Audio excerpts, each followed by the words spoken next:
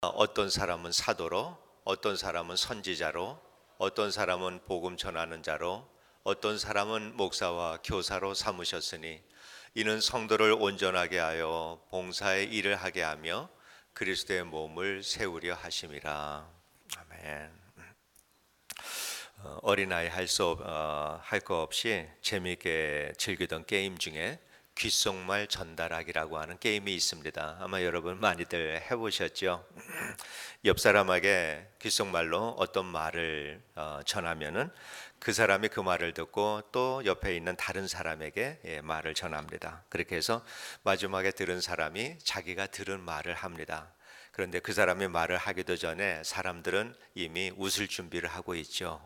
왜냐하면 엉뚱한 소리 할 거니까. 처음에 들은 사람 그 이야기에서 많이 벗어난 얘기를 하게 됩니다. 그런 일들을 우리는 교회의 역사 속에서 찾아볼 수가 있습니다. 주님께서 교회에 대해서 제자들에게, 옆에 있는 제자들에게 말씀을 해 주셨는데, 이 시대에 우리가 보는 교회는 주님이 말씀하신 교회와는 너무 많이 달라졌습니다. 주님께서는 그렇게 말씀 안 하셨는데 이 시대의 교회가 참 그 모습이 많이 달라졌습니다. 성경은 교회에 대해서 많은 가르침을 주십니다. 교회가 무엇인지, 교회가 어떻게 세상에 태어나게 되었는지, 어떤 모습으로 존재를 해야 하는지, 교회는 어떤 기능을 가지고 있는지, 성경은 이 모든 것들을 다 가르쳐 주고 계십니다. 이 교회의 정체성은 사랑과 겸손입니다. 이것이 교회의 생명입니다. 주님께서 이 교회를 세우시기 위해서 십자가에 달려서 죽기까지 순종하셨기 때문입니다. 교회는 대형 교회가 옳다, 소형 교회, 가정 교회가 옳다 이런 말들을 하지만은 옳은 교회는 사랑과 겸손이다라고 하는 교회의 정체성 위에 세워진 교회가 옳은 것입니다. 크고 작은 것이 문제가 아니죠. 그런데 성경에서 말씀하시는 이 교회의 모습이 본격적으로 깨지기 시작한 이 계기가 된 것이 있습니다. 4세기 초에 콘스탄틴 황제가 기독교를 공식 종교로 인정을 했습니다. 그 전까지만 해도 교회는 몇 사람이 모이는 가정교회 형태를 가지고 있었습니다. 그런데 황제가 예수를 믿게 되니까 수많은 사람들이 교회를 나오기 시작을 합니다. 그래서 한꺼번에 수백 명이 예배를 드릴 수 있는 이러한 공간이 필요하게 되었습니다. 사람이 많이 모이게 되니까 성경을 전문적으로 연구하는 신학자들이 필요하게 되었고, 또 설교만 전문으로 하는 설교자들이 필요하게 되었습니다. 또 사람들을 관리하는 행정직들이 필요하게 되었습니다. 그래서 교회는 그 당시에 로마 제국의 정치 제도를 그대로 가져다가 교회에다가 그 제도를 도입을 해서 사용을 했습니다. 조직이 생기니까 그 조직 안에 높은 사람과 낮은 사람들이 생깁니다. 그리고 헬라 말로 우두머리라고 하는 이 의미를 가진 추기경이라고 하는 제도가 생깁니다. 그리고 추기경들 중에서 천국의 열쇠를 부여받은 베드로의 직통 후계자, 이 의미를 포함하고 있는 교황이 세워지게 됩니다. 그리고 교황은 그의 결정은 오류가 없다. 어떠한 결정을 하더라도 교황의 결정은 오류가 없다라고 하는 교황 무류성을 교리로 확정할 만큼 교황은 절대적으로 높은 위치에 올라가게 됩니다. 그러면서 이 세상의 교회는 점점 성경으로부터 멀어져가는 이러한 일들이 거기에서부터 시작이 되었습니다. 올해로 독일에서 종교개혁을 일으킨 지 500주년이 되었습니다. 지난 주간에 제가 없어서 종교개혁 주일을 기념하지 못했는데, 그 종교개혁을 일으킨 사람이 독일인 신부 마틴 루터입니다. 이 루터가 이런 말을 합니다. 높은 직책을 가진 성직자들이 교회에서 하는 일이나 들판에서 농부가 하는 일이나 집에서 살림하는 여성들이 하는 일이나 하나님의 관점에서는 특별히 더 거룩한 일은 없다. 아주 중요한 말씀입니다. 예수 그리스도 안에서는 모든 사람이 다 동등합니다. 성직자들과 평신도의 차이는 높고 낮음이나 거룩함과 세속함이 아니라 하는 일들이 다를 뿐입니다. 직책의 차이가 아니라 기능의 차이다. 우리가 그렇게 이해를 해야 합니다. 그래서 마틴 루터는 만인 제사장이다라고 하는 이 개념을 종교 개혁의 기치로 삼았는데 그것이 루터가 새로 발견한 것이 아니라 하나님께서 이미 성경을 통해서 주신 말씀 속에서 재발견한 것입니다. 우리가 잘 아는 대로 베드로전서 2장 9절에서 그리스도인은 왕 같은 제사장이다. 이렇게 말씀을 하고 있습니다. 그 사실을 교회가 인정하지 않을 때 교회에서는 소외되는 사람, 소홀히 여기는 사람, 크고 작은 사람, 더 중요하고 덜 중요한 사람, 힘이 있고 힘이 적은 사람, 높고 낮은 사람, 이러한 사람들이 교회 안에 생기게 됩니다. 그래서 교회에서는 어떠한 차별도 있어서는 안 된다. 모든 사람들이 하는 일은 다를지라도 예수 그리스도 안에서는 동등해야 된다라고 하는 것을 우리가 알아야 합니다. 제자들이 서로 높고 낮음에 대해서 대화할 때 우리 주님께서 이렇게 말씀을 하십니다. 너희 중에 누구든지 크고자 하는 자는 너희를 섬기는 자가 되고 너희 중에 누구든지 으뜸이 되고자 하는 자는 모든 사람의 종이 되어야 하리라. 이렇게 주님께서 말씀하신 대로 하신 대로 섬기는 자가 큰 자고 또 종이 되는 자가 으뜸되는 자다. 이렇게 말씀을 하셨습니다. 그래서 교회에서는 많은 일을 하는 사람 아니면은 중요한 직책을 맡은 사람, 이러한 사람들이 큰 사람이 아니라 섬기는 자가 큰 사람입니다. 주님이 그렇게 말씀을 하셨습니다.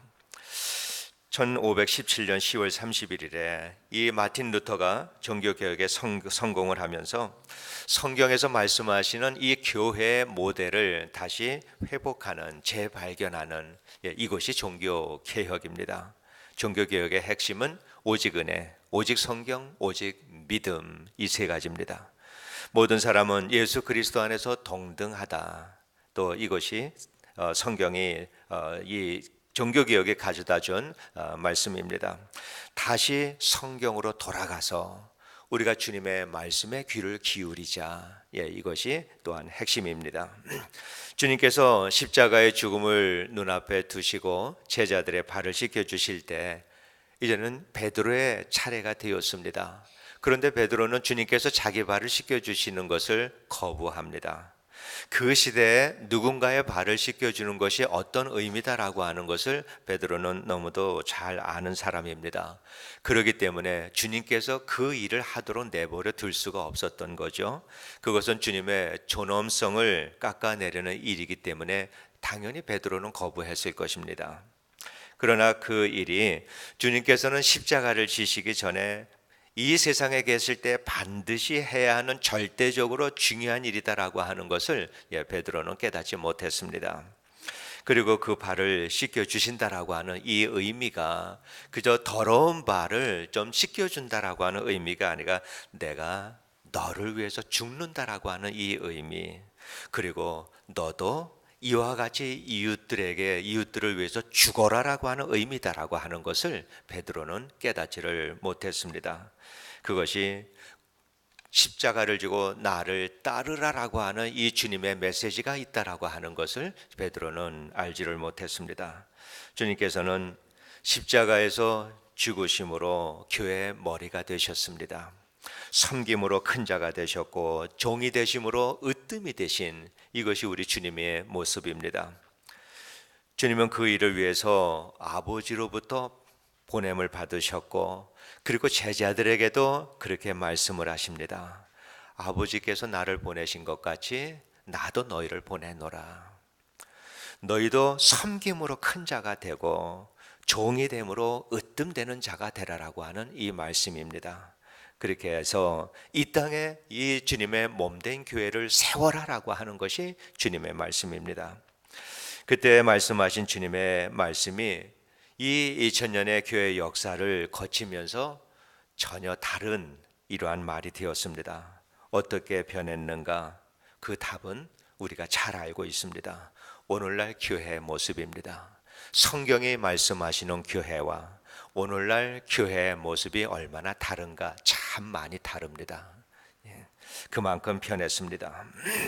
주님은 큰 교회를 만들라라고 말씀하지 않으셨습니다. 높고 낮은 직책으로 구별하라라고 말씀하지 않으셨습니다.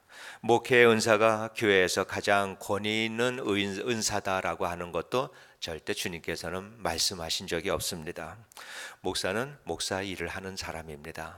집사는 집사의 일을 하면 됩니다. 주인은 주인의 일을 하고 종은 종의 일을 하는 것입니다. 그리스도 안에서는 똑같습니다. 자기가 맡은 일에 대해서 겸손하게 그 일을 통해서 교회를 세워나가는 것, 이것이 모든 그리스도인들이 해야 하는 일입니다.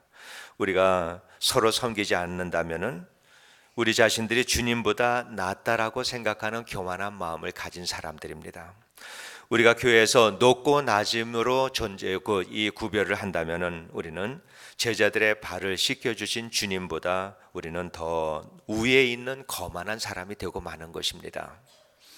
주님은 발을 씻기를 거부하는 이 베드로를 책망하셨습니다.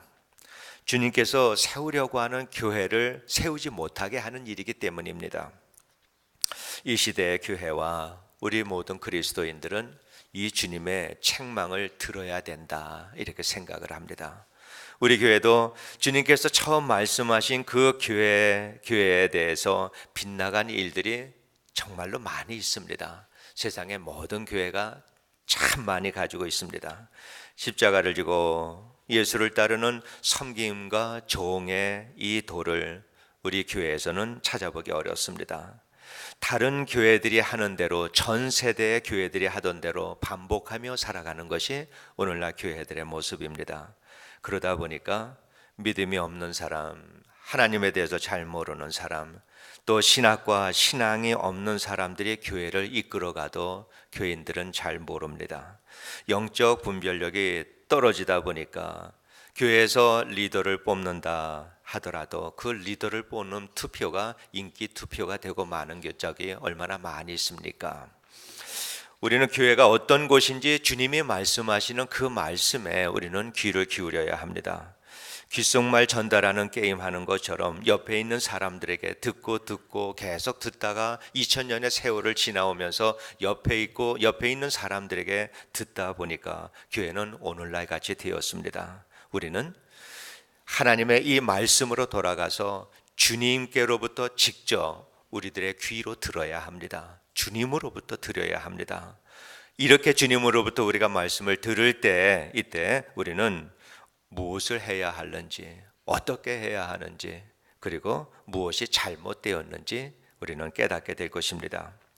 교회는 연합과 다양성이다라고 하는 이 두 가지가 조화를 이루어야지 아름다운 그리고 건강한 교회가 될 수가 있습니다. 교회를 세우는 일에 대해서는 우리는 한 마음이 되어야 합니다. 연합되어야 합니다. 그리고 주님께서 각 사람에게 주신 다양한 은사를 가지고 이 한 마음 된 그 마음으로 교회를 세워 나가야 합니다. 그렇게 해서 우리는 참된 신앙 공동체로 교회를 회복해 나가는 것, 이것이 이 시대에 우리에게 부여된 그리스도인의 사명이다. 그렇게 생각합니다. 그 일에 대해서 우리 성도님들이 구경꾼이 되어진다라고 할 때 교회는 세속화되는 것입니다. 교회는 끊임없이 크고 작은 일들이 다 일어나는데 그 일들에 대해서 불평하면 교회는 무너지고 기도하면 교회는 세워집니다. 문제가 일어나지 않는 것이 좋은 교회가 아닙니다. 문제가 일어날 때 그 일에 대해서 불평할 것인가 아니면 기도할 것인가, 이것이 교회의 미래를 결정하는 것입니다. 성도님들께 진심으로 당부를 드립니다. 우리 교회는 평신도 중심의 교회와 평신도 사역자 중심의 교회라고 하는 일반 다른 교회가 가지 않는 이러한 새로운 길을 가려고 준비를 하고 있습니다. 그래서 우리 성도님들께서는 영적으로 깨어 있어야 합니다. 이제는 교회의 모든 일들이 우리 성도님들의 손으로 넘겨지게 될 것입니다. 저는 목회에만 열중을 할 것입니다. 설교하고 성경 가르치고 기도하고 신방하고 제가 해야 하는 이것이 주님께로부터 받은 은사입니다. 저는 그 일을 할 것입니다. 주님은 교회를 세우기 위해서 제게는 목회 은사를 주셨고 우리 성도님들에겐 각각의 모든 은사를 주셨습니다. 그래서 교회 우리는 이 모든 은사들을 활용해서 교회를 세워나가야 합니다. 어떤 은사들이 다 은사라도 다 동등합니다. 어떤 은사의 가치가 더하고 덜한 가치는 하나도 없습니다. 모든 은사는 동등합니다. 하는 일들이 다를 뿐입니다. 우리는 그 은사를 통해서 교회를 세워라라고 하는 이러한 그 공동의 목표를 가지고 다양성 있게 우리는 우리의 은사를 통해서 교회를 세워나가야 합니다. 물론 우리 안에는 어쩔 수 없는 차이들이 있을 수밖에 없습니다. 은사에 대해서 훈련이 잘 된 분이 있는가 하면 전혀 되지 않은 분들도 있습니다. 은사가 뭔지도 모르는 그러한 분들도 계십니다. 성격도 내성적이고 또 어떤 분들은 외향적인 성격, 또 어떤 분들은 따뜻한 성격이 있는 반면에 무뚝뚝한 이러한 성격을 가진 성도님들도 계십니다. 이제 막 신앙생활을 시작하신 분들도 있고 평생을 교회 안에서 살아온 그러한 분들도 계십니다. 사회에서 교육을 많이 받으신 분들도 있고 그렇지 못한 분들도 있습니다. 젊은 청년도 있고 연세가 많으신 노인분들도 계십니다. 근데 우리가 마태복음 25장에 보면은 주님께서 이러한 그 비유를 두고 말씀을 하십니다. 주인이 멀리 떠나면서 종들을 3사람 불렀습니다. 그래서 한 사람에게는 금 5달란트를 주었고 또 한 사람에게는 2달란트, 그리고 또 한 사람에게는 1달란트의 금을 주었습니다. 5달란트를 받은 사람은 그걸 가지고 나가서 장사를 해서 5달란트를 남겼습니다. 2달란트 받은 사람도 그렇게 해서 2달란트를 남겼습니다. 그런데 1달란트 받은 사람은 그 1달란트를 땅을 파고 묻어버렸습니다. 금 5달란트와 2달란트 그리고 1달란트 받은 사람, 이 사람들은 분명히 개인적인 차이가 있는 사람들입니다. 그런데 주님께서 주님의 이 말씀에서 누가 얼만큼을 받았는가라고 하는 것은 하나도 중요하지 않다라고 하는 것을 우리는 압니다. 이 주인은 각 주인에게 자기의 소유를 맡기셨습니다. 금 1달란트, 대단히 큰 돈입니다. 각각의 종들을 가지고 있는 이 자질이나 효과, 이것은 다 다를 수밖에 없습니다.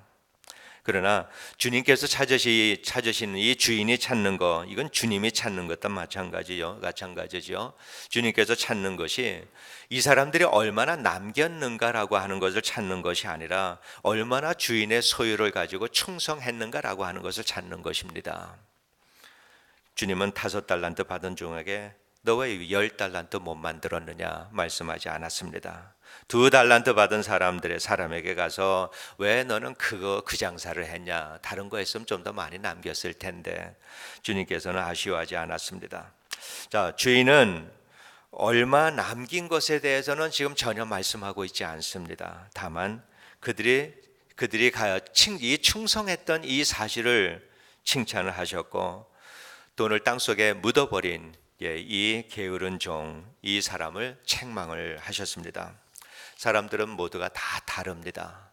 모든 다양한 환경 속에서 서로 다른 많은 것들을 가지고 살아가고 있습니다. 성경에 보아도 바울은 타협하지 않는 완고한 이러한 그 성격을 주셨고, 베드로에게는 급하고 충동적인 이러한 성격을 하나님께서 주셨습니다. 그런데 하나님께서는 그 성격들을 좀 온화하고 부드럽고 느긋한 성격으로, 남들이 보기에도 덕이 되는 성격으로 바꿔주셨는가? 그렇지 않습니다. 그 성격 그대로 사용하셨습니다. 그 성격들을 통해서 이 땅에 주님의 교회를 세우는 위대한 일을 감당하게 하셨습니다. 그들은 충성스럽게 교회를 세우다가 그리고 순교를 당했습니다. 주님께서 찾으시는 것이 바로 이 충성입니다. 주님은 우리 모두에게 각각 다른 은사들을 다 주셨습니다. 목적은 한 가지입니다. 교회를 세우기 위해서 우리에게 은사를 주셨습니다. 그 은사를 주신 주님께서 우리 안에 계십니다. 얼마를 남길 것인가라고 하는 것은 주님의 몫입니다. 왜냐? 우리를 통해서 그분이 역사하기 때문입니다. 그래서 얼마를 남기는가? 주님께서 우리가 얼마나 주님이 나를 통해서 역사하시도록 순종했는가, 여기에 달려 있습니다. 우리가 어떤 은사를 가지고 있든지 주님이 찾으시는 것은 충성이다라고 하는 것을 우리가 기억을 해야 합니다. 그 충성을 통해서 주님께서는 이 땅에 주님의 교회를 세워 나가신다라고 하는 것입니다. 주님은 이 개인에게 이러한 그 은사를 주신 것뿐만 아니라 교회에게도 이러한 그 은사를 주셨다. 저는 그렇게 믿습니다. 교회가 해야 하는 일들은 오늘 우리 교회는 하나님께서 어떤 은사를 주셨는가 이거를 찾아야 하고 그 일을 위해서 주님과 동행하면서 우리가 그 앞에서 우리 모두가 다 충성을 해야 하는 이러한 그 이 시대의 사명을 우리가 찾아야 합니다. 그렇게 할 때 주님께서는 이 교회에 속한 성도님들을 온전하게 하고 우리를 통해서 그리스도의 몸을 세워 나가신다라고 말씀을 하고 있습니다. 이것이 주님이 우리에게 은사를 주신 목적입니다. 평신도 제도, 평신도가 재직회장이 되고 사무총회 회장이 되는 것입니다. 그러나 이것은 핵심이 아닙니다. 전혀 핵심이 아닙니다. 그건 중요하지 않습니다. 그것이 정말로 교회에서 중요한 일이 된다라고 하면 그 교회는 이미 복음에서 멀어져 버린 교회입니다. 평신도 제도는 모든 성도님들이 동등한 은사를 가지고 동등하게 교회를 세워나가는 일을 하는 것입니다. 그 일을 충성스럽게 감당하는 일입니다. 그 일을 통해서 각자의 믿음이 자라고 교회가 건강하게 자라도록 이렇게 목사는 목회의 은사를 가지고 다른 성도님들은 각각 자기가 맡은 자기가 가지고 있는 은사를 통해서 교회를 섬겨 나가는 것, 이것이 평신도 제도입니다. 평신도 제도, 이 평신도 중심의 교회는 복음적이고 그리고 한 가지는 믿음의 수준이 요구된다라고 하는 것입니다. 정말로 중요한 일입니다. 여러분께서 잘 해 주셔야 새로 오시는 분들이 그 제도 속에서 잘 동화되어서 평신도 제도를 복음적으로 잘 이끌어갈 수가 있습니다. 그렇지 않으면은 새로 오는 사람이 한번 흔들 때마다 교회가 흔들립니다. 이것을 우리가 해서는 교회는 끊임없이 흔들리고 마는 것이 평신도 제도의 맹점이기도 합니다. 그렇게 될 때 여기에 계신 우리 성도님들의 신앙이 안정되고 신앙이 성숙해지지 않는다면은 어느 제도보다도 위험한 것이 평신도 제도다, 이렇게 생각을 합니다. 다른 교회들이 가지 않는 길을 가려고 할 때 많은 시행착오와 실수가 있게 된다라고 하는 것은 당연합니다. 그래서 성도님들께 미리 부탁을 드립니다. 그러한 일들이 일어날 때 따지고 책망하고 손가락질 할 것이 아니라 격려하고 기도하고 다음에 또 실수를 하더라도 받아들일 수 있는 아량을 베풀어 주셔야 합니다. 그리고 기다려 주셔야 합니다. 우리 성도님들의 적극적인 참여와 격려, 그리고 복음적인 리더와 세속적인 리더를 분별하는 이 영적인 분별력을 가지고 우리를 통해 교회를 세우기 원하는 주님의 명령에 정말 충성스럽게 우리가 반응을 해야 합니다. 교회는 우리 모두의 교회입니다.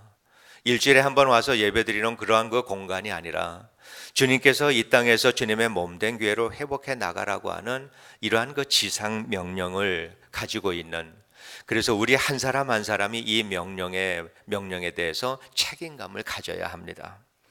이 교회를 세우시고 우리를 여기로 불러 모아 주신 것은 이 교회를 통해서 우리가 성화되기를 원하십니다. 우리가 거룩하게 변화되기를 원하십니다. 그리고 교회에 그리스도의 몸을 세우기 원하시는 것입니다. 서로 발을 씻김으로 또 십자가를 지고 예수를 따름으로 우리에게 주신 은사를 통해서 그리스도의 몸을 세우는 일에 대해서 우리가 연합해야 합니다. 하나가 되어야 합니다. 그리고 주님께서 주신 다양한 은사를 가지고 우리는 힘껏 충성을 해야 합니다. 우리는 함께 이 시대에 보기 힘든 참 아름다운 교회를 세우는 꿈을 꿀 수 있게 되기를 원합니다. 이 꿈을 우리가 가져야 합니다. 우리 인생에서 그리스도인으로서 우리 인생에서 이보다 더 아름다운 일은 없습니다. 그것보다도 인생을 의미 있고 거룩하고 보람 있게 사는 일은 없습니다. 이렇게 살다가 우리가 주님 앞에 가는 그날에 이 죽음의 자리, 정말 이 세상을 떠나는 죽음의 자리에서도 우리가 살아온 모든 날들을 돌아보면서 하나님 앞에 감사하며 이 세상을 떠날 수 있는 이 길은 바로 이 길밖에 없다라고 하는 것입니다. 날마다 그렇게 살지 못해서 마음 아파하며 살아가는 우리 모두가 되기를 원합니다. 주님께서 그 마음의 복을 주셔서 우리의 영혼이 잘 되고 그리고 교회가 잘 되도록 하나님께서는 축복을 해 주실 것입니다. 여러분 잊지 마시기 바랍니다. 주님은 우리 교회를 축복하시기로 작정하셨습니다. 여러 번 말씀드렸습니다.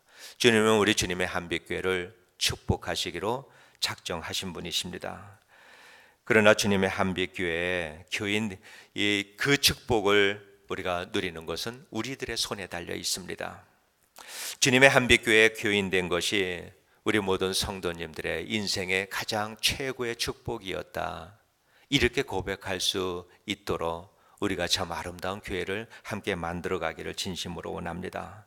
우리 주님께서 그러한 마음 가지고 그러한 열정을 가지고 충성하기 원하는 우리 모든 성도님들의 그 마음과 믿음에 기름 부어 주셔서 그 마음이 소원하는 대로 아름다운 교회를 만들어 가게 되실 줄로 믿습니다. 이 일에 충성하는 주의 종들 모두가 다 동등하게 동역하는 이러한 그 아름다운 일들을 우리가 해 나가게 되기를 주의 이름으로 축원드립니다. 기도하겠습니다. 하나님 아버지, 주님께서 이 땅에 오시고 십자가를 지시고 죽으심으로까지 이 땅에 교회를 세워주셨는데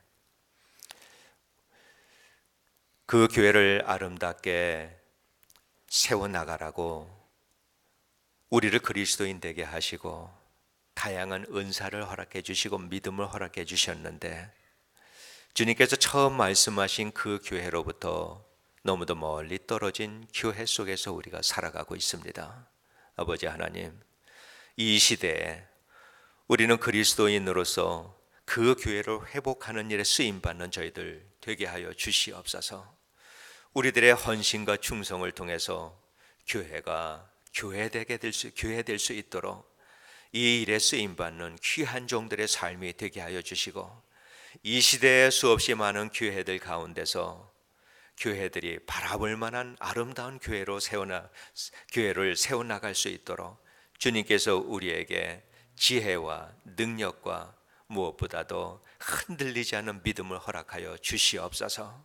우리 주님의 한빛교회가 좋은 교회, 복음적인 교회로 나날이 회복되어 갈 수 있도록 주님, 우리 성도님들의 삶과 마음과 신앙을 축복하여 주옵소서. 예수님 이름으로 기도드리옵나이다. 아멘. 우리 다 같이